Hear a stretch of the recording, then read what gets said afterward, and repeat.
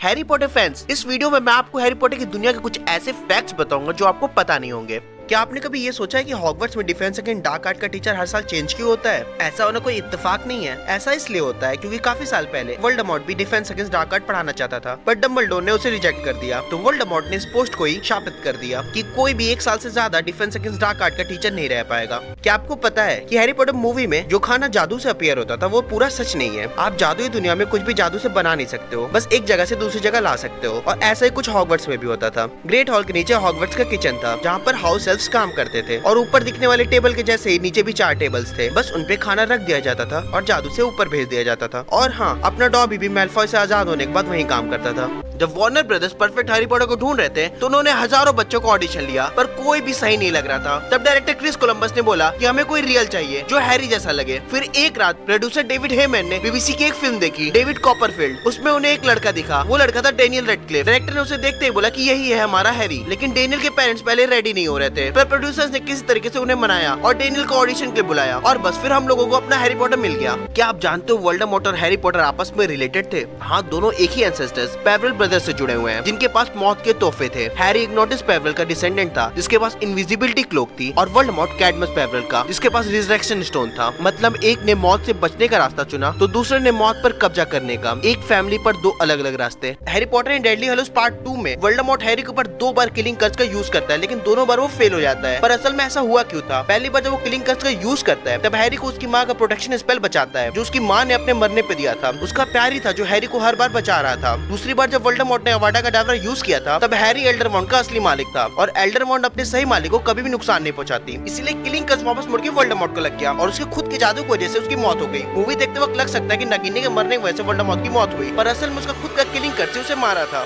Books की Hermione Granger बिल्कुल अलग थी। वहाँ उसके बुशी हेयर्स, बड़े बड़े दांत और थोड़ी ऑकवर्ड पर्सनैलिटी थी। धीरे धीरे वो स्टोरी के साथ ग्रो करती, पर सिर्फ फर्स्ट मूवी के स्टार्टिंग के कुछ सेकंड ये दिखाया गया, फिर हटा दिया गया, और मूवीज में उसे शुरू से पॉलिश और स्टाइलिश बना दिया गया। और एक और बड़ा डिफरेंस, बुक्स में हरमाइनी एसपीडब्ल्यू नाम का एल्फ राइट ग्रुप चलाती है, जो मूवीज में बिल्कुल नहीं दिखाया गया। इवन कुछ हीरो वाले मोमेंट जो कि रॉन के थे वो भी उठा के हरमाइनी को दे दिया गया। मतलब बुक्स में और मूवीज में हरमाइनी बिल्कुल अलग थी। Harry Potter and the prisoner of Azkaban movie देखते वक्त एक छोटी सी डिटेल आप सबने शायद मिस कर दी होगी। जब फ्रेंड एंड जॉर्ज हैरी को मेरेडोस मैप देते हैं तब उस मैप पर एक नाम दिखाई देता है, न्यूट स्कैमेंडर, जो उस टाइम हॉगवर्ट्स में मौजूद था। ये वही न्यूट है जो आगे चलकर फैंटास्टिक बीस्ट मूवी का मेन प्रोटैगनिस्ट बनता है। और सिर्फ इतना ही नहीं, उसी न्यूट ने डंबलडोर की मदद की थी ग्रिंडलवुल्फ जैसे पावरफुल डार्क विज़ार्ड को हराने में, और एक इंपॉर्टेंट रोल प्ले किया था। जेके रोलिंग जो कि हैरी पॉटर की बुक को लिखी है, उनका बर्थडे सेम डेट को आता है जिस दिन हैरी पॉटर का बर्थडे है, 31 जुलाई को। हैरी पॉटर की पहली किताब में रॉन को पहले बहुत गालियां देते हुए दिखाने वाले थे, पर इसे बाद में चेंज कर दिया गया। जेके रोलिंग ने एक इंटरव्यू में ये बताया था कि हॉगवर्ट्स में पढ़ने का कोई भी ट्यूशन फीस नहीं लगता है, क्योंकि सारा खर्चा मिनिस्ट्री ऑफ मैजिक उठाती है।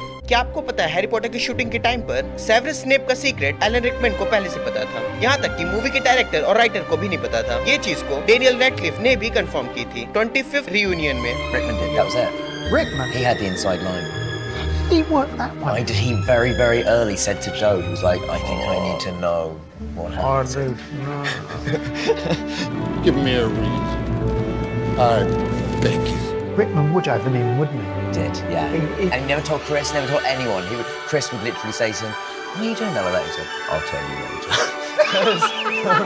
डम्बलडोर और बॉबेटन स्कूल को आपने हैरी पॉटर मूवीज में तो देखा ही होगा, पर इन स्कूल्स के बारे में कुछ ऐसे फैक्ट जो आपको बिल्कुल नहीं पता होंगे। डम्बलडोर और बॉबेटन को मूवीज में इस तरीके से दिखाया गया जैसे कि ये स्कूल्स ऑल बॉयज या ऑल गर्ल्स हैं, लेकिन असल में ऐसा नहीं है। ये दोनों ही स्कूल्स में बॉयज और गर्ल्स दोनों पढ़ते थे। डम्बलडोर स्कूल बल्गेरिया में था, और इस स्कूल से ग्रिंडलवुल्फ ने पढ़ाई की थी। बॉबेटन स्कूल फ्रांस में था, और इसी स्कूल से निकोलस फ्लेमेल ने पढ़ाई की थी, जिसने फिलोसोफर स्टोन बनाया था। हैरी पॉटर का ये डिटेल अगर आपने सिर्फ हैरी पॉटर की मूवीज देखी है तो आपको बिल्कुल भी पता नहीं होगी। 5th पार्ट के स्टार्टिंग में जो डिमेंटर हैरी और डडली के ऊपर हमला करता है वो असल में अम्बरिज ने भेजा था, पर मूवीज में इस बारे में एक बार भी जिक्र नहीं हुआ। सिर्फ बुक्स में इस सच का पता चला है। Harry Potter and the prisoner of Azkaban ये मूवी इतनी ज्यादा डिटेल है कि जब हरमाइनी मैलफॉय के नाक पे मुक्का मार रही होती है तो अगर आप ध्यान से उस सीन को जूम करके देखोगे तो पीछे एक आपको हाथ दिखेगा। वो और कोई नहीं, फ्यूचर से आई हुई हरमाइनी होती है, जो कि टाइम ट्रेवल के बाद छुप के ये सीन देख रही होती है। क्या आपको पता है कि वोल्डेमॉर्ट भी हॉगवर्ट्स में पढ़ाना चाहता था, और उसने डिफेंस अगेंस्ट डार्क आर्ट के लिए अप्लाई भी किया था। एक बार नहीं, वो भी 2 बार। पहली बार जब वो स्कूल से ग्रेजुएट ही हुआ था तब हेडमास्टर प्रोफेसर डिपिट थे, पर प्रोफेसर डिपिट उसे ये बोल के मना कर दिया कि वो बहुत ज्यादा भी यंग है। और दूसरी बार जब हेडमास्टर डंबलडोर थे, पर डंबलडोर ने उसे टीचर बनने से मना कर दिया। वीडियो अच्छी लगी तो लाइक करिए, और हैरी पॉटर और पॉप कल्चर के फैन हो तो इस चैनल को सब्सक्राइब कर लीजिए ऐसे और वीडियोस देखने के लिए।